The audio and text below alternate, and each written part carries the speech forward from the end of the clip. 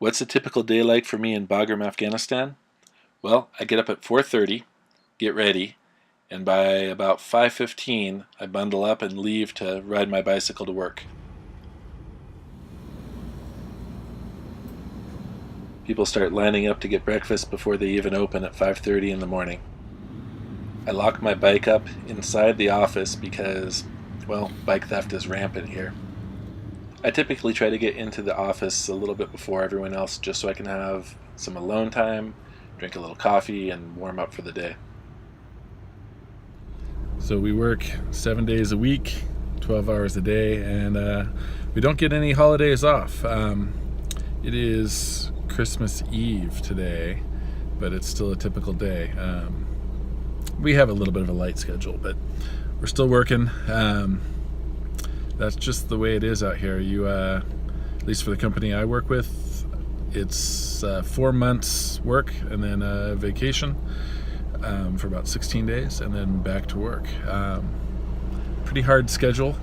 It wears you down after a while, but there's not much to do out here with your time off anyway, so you might as well be at work. So our options on the radio are pretty weird here. We've got Afghan talk shows,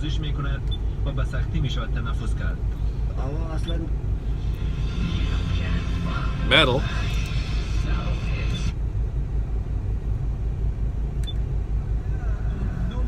some Afghan music. I don't know what this is. So one of my viewers, Kimberly LaFosse, if I'm pronouncing that right, asked me to talk a little bit about the housing situation out here and also the gym, what is available for contractors. So first, housing. It's going to depend a little bit on who you're working for and also just luck. I'm in a 2-person room, so I've got one roommate. It's very small. I literally do not have enough space to store all my stuff, but it's it's better than a lot of people have. A lot of folks are in 8-man rooms, and there's some lucky ones that get their own room to themselves.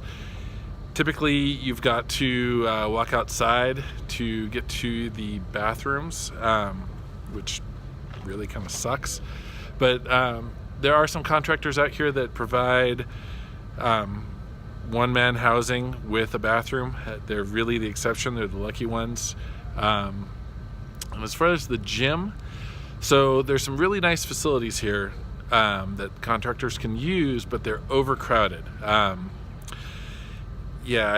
stopped going to the gym altogether. I ended up buying some equipment I can use in my room and a bicycle to get my exercise in, because other contractors may be able to go during the day, but if I get caught in there on my shift, I'm in a lot of trouble, and you've got to scan your ID to get in, so they can look up and see when I've been in the gym.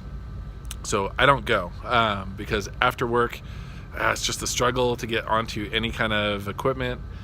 It's just not worth going when there's that many people in there, and I'm not willing to get up at 2 or 3 in the morning to try to go to the gym like some folks do. I work, too many hours to be getting up that early.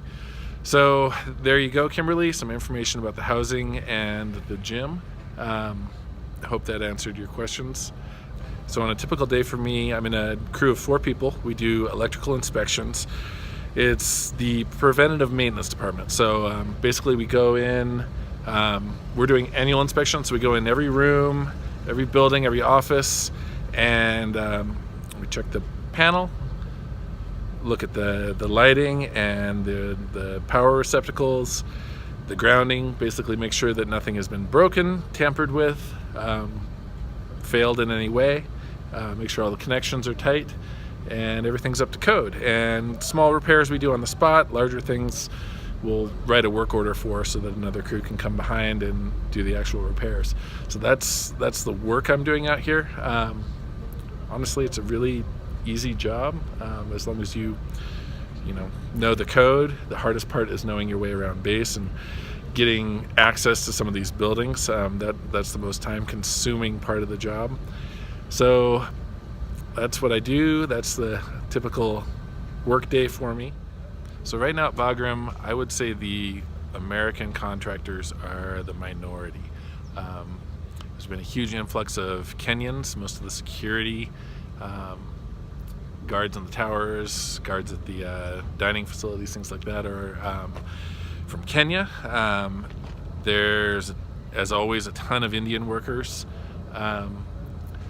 There's a huge amount of folks from the Balkans, folks from the former Yugoslavia states, so the Bosnians and a few Serbians, a lot of Macedonians. There have been a lot of electricians from the U.K. coming out, because outside of Bagram, most of the wiring in the bases is the British standard, is European wiring.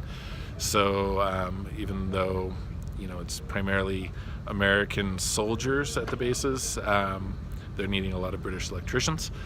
And then there's as far as the soldiers, there's seen Georgian soldiers, the country of Georgia, not the state, and Polish, Czech. I think there's some French soldiers around. Still a lot of Eastern European countries, and European countries have soldiers here. But the vast majority of the soldiers here are American now. There's very few Afghans working on Bagram. There was an insider attack that was pretty devastating about a year ago, and the result was they decided that Afghans weren't going to work in most of the jobs here anymore. There's a few that are working in the laundry and some other places, but they're escorted 100% of the time, and basically it screwed it up for most of the Afghans, and now most of them aren't allowed on base because they keep blowing up. Yeah. This is the super creepy bird tree. I hate walking under this thing.